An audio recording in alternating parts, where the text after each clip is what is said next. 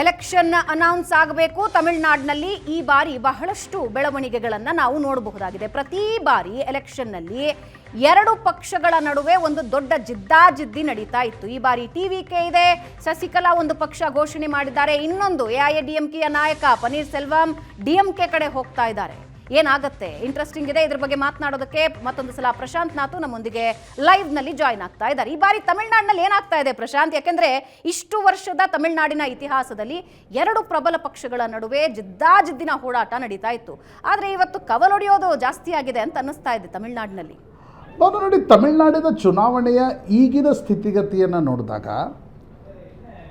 ಸುಮಾರು ಜಯಲಲಿತಾ ಅವರು ತೀರ್ಕೊಂಡ ನಂತರ ಒಂದು ರೀತಿಯ ಟ್ರ್ಯಾಂಗ್ಯುಲರ್ ಫೈಟ್ಗೆ ತಮಿಳುನಾಡು ಹೋಗ್ತಾ ಇದೆ.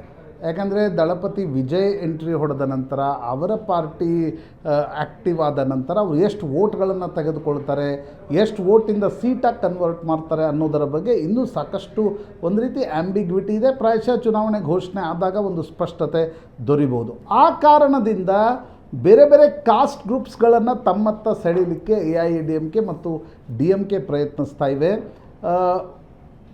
ಪಳನಿಸ್ವಾಮಿ ಕೂಡ, ಯಾಕಂದರೆ ಪಳನಿಸ್ವಾಮಿ ಎಐಎಡಿಎಂಕೆ ನೇತೃತ್ವವನ್ನು ವಹಿಸಿಕೊಂಡ ನಂತರ ಪನ್ನೀರ್ ಸೆಲ್ವಂ ಒಂದು ರೀತಿಯಲ್ಲಿ ಸಣ್ಣ ಪಾರ್ಟಿಯನ್ನು ಸ್ಥಾಪಿಸ್ಕೊಂಡು ಯಾವುದೇ ರೀತಿಯಾಗಿರ್ತಕ್ಕಂಥ ಪೊಲಿಟಿಕಲ್ ಅಸ್ತಿತ್ವ ಇರಲಿಲ್ಲ.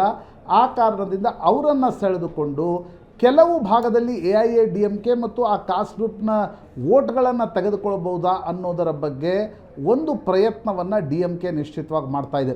ಕಳೆದ ಬಾರಿಯಷ್ಟು ಒಂದು ಕ್ಲಿಯರ್ ಕಟ್ ವಿಕ್ಟ್ರಿ ಡಿಎಂಕೆಗೆ ಕಾಣ್ತಾ ಇಲ್ಲ. ಯಾಕಂದರೆ ಎಐಎಡಿಎಂಕೆ ಇದೆ, ಎಐಎಡಿಎಂಕೆ BJP ಮೈತ್ರಿ ಇದೆ, ವೋಟ್ ಶೇರ್ ಎಐಎಡಿಎಂಕೆ BJP ಜೊತೆಗೂ ಕೂಡ ಇಂಟ್ಯಾಕ್ಟ್ ಇದೆ. ವಿಜಯ್ ಯಾರು ವೋಟನ್ನು ತೆಗೆದುಕೊಳ್ತಾರೆ ಅಂತಕ್ಕಂಥದ್ರ ಬಗ್ಗೆ ಸಾಕಷ್ಟು ಗೊಂದಲಗಳಿವೆ.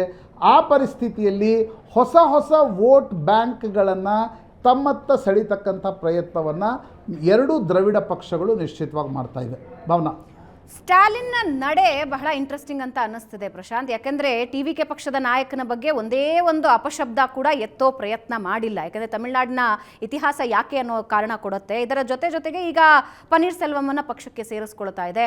ಇದರಿಂದ ಎಐಎಡಿಎಂಕೆಗೆ ಎಸ್ ವಾಪಸ್ ಬರ್ತೀನಿ ಪ್ರಶಾಂತ್, ವಾಪಸ್ ಬರ್ತೀನಿ.